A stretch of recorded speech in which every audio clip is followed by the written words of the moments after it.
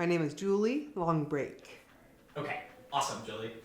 Um, what city do you live in? I live in Columbus, Clintonville area. And how long have you been a caregiver?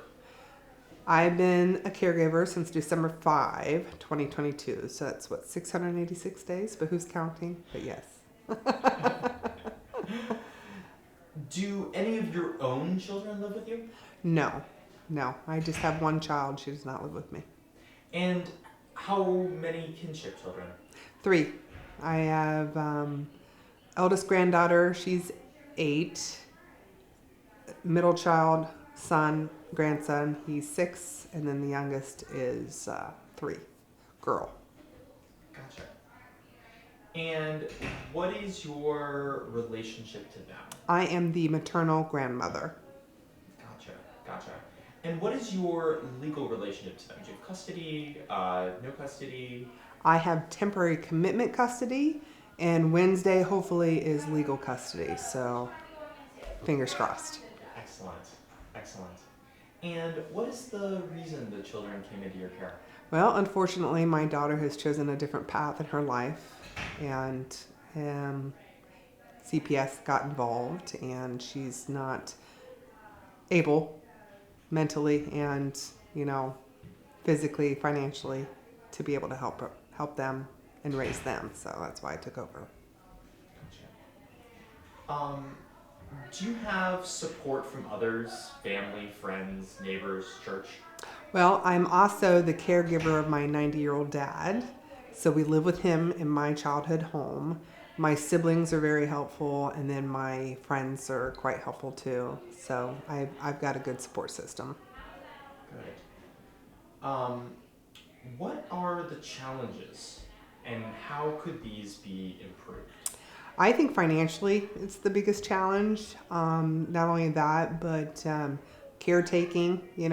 I've gone from raising my daughter to now raising 3 grandchildren. So the finance is more expensive. They eat a lot, I got to feed them, right? And then I have to get babysitting so that I can still have a social life. So it's one of those biggest challenges that I say, hey, I need to make sure I can get a babysitter before I can go out. So at my age of 55, that seems to be the most difficult thing. I'm supposed to be the grandparent. Now I'm being the parent. So that's one of the biggest challenges, I think. What about your own personal needs, your health, your mental health? I take it very seriously. In order to self-care, I need to self-care in order to be there for them. So I take my self-care very highly regarded, and I make sure that I work out, I go to the gym, I take time for myself, I do things so that I can be mentally and physically there for them. It is one of my number one priorities outside of taking care of them. Oh yeah. Are the parents involved? Not at all. Not at all. They have 3 different biological fathers.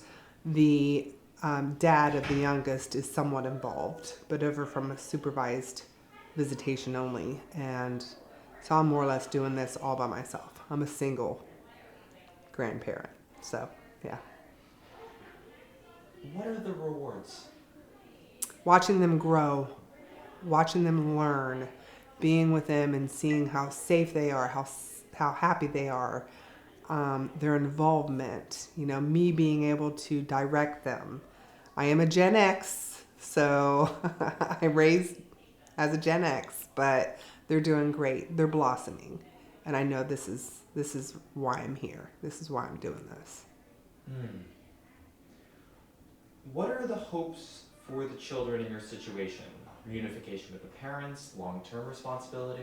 The hopes is that I will have legal custody and that there's no contact with the mother until she gets help. And that has to be a long road for her to be able to have a relationship with them, because I'm here to protect them and make sure that they're safe. So it'll be a long haul with us, and I'm prepared for it. This, to me, is my purpose, and I'm doing it. So. Is there anything else that you would like to share about your story? It's a hard relationship to be the grandparent parent. It's very difficult, but it's also a blessing, and I wouldn't want it any other way. I'm happy. I'm very happy. I'm happy because they're happy, and that's the biggest thing for me. So that's it. Amazing. Thank you so much, Julie. Thank you.